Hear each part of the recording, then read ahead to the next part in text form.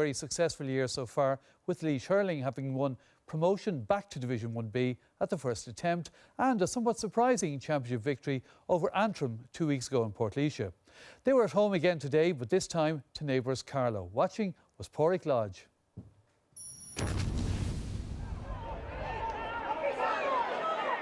A home Leinster semi-final against Galway was the prize on offer for the winning team at O'Moore Park today, and it was clear right from the off that John Myler's Carlow men believed a surprise was possible. Team captain Edward Cody tying up the game at a point each after 7 minutes. Carlow continued to show the greater urgency in the early stages, John Michael Nolan from Michael giving them a 3 points to 2 lead after nearly a quarter of an hour. Against the run of play, Laois got in for the opening goal of the game. Hesitancy from goalkeeper Frank Foley allowing Willie Hyland to flick the ball to the net to put the O'Moore county ahead. Despite the setback, Carlow continued to hurl well, and it appeared at times that they had a greater spread of scoring options. Defender Hugh Patrick O'Byrne, one of 5 Carlow players to score in the opening half.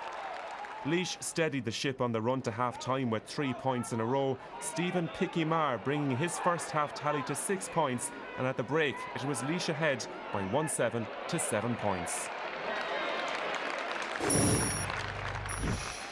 Seamus Plunkett's half-time team talk worked wonders for Laois, who scored 7 points without reply in the opening 9 minutes. Tommy Fitzgerald opening his account, and soon after his team led by 10 points.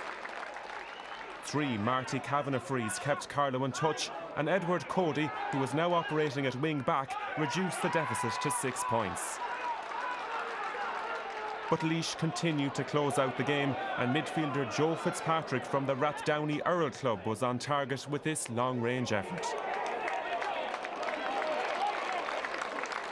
What was most heartening for Laois fans was to see the pride back in the county jersey, and no man typified this more today than former dual player Cahir Healy, who provided great leadership and scored 2 rallying points.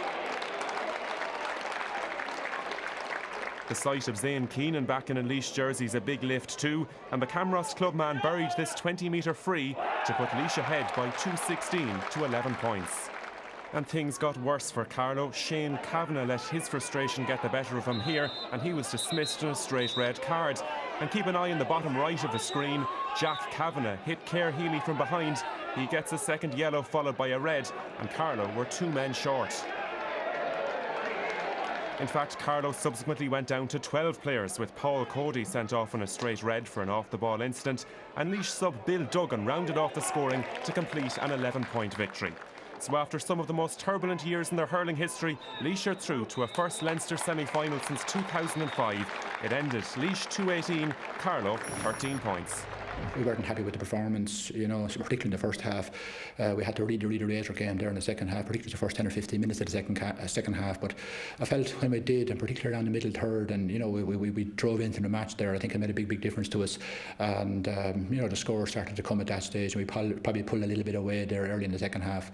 Embarrassed and disappointed to have 3 players on any team I'm involved in sent off, and there wasn't even a dirty stroke in the game. Well, I didn't see anything, and it's unreal. And Laois now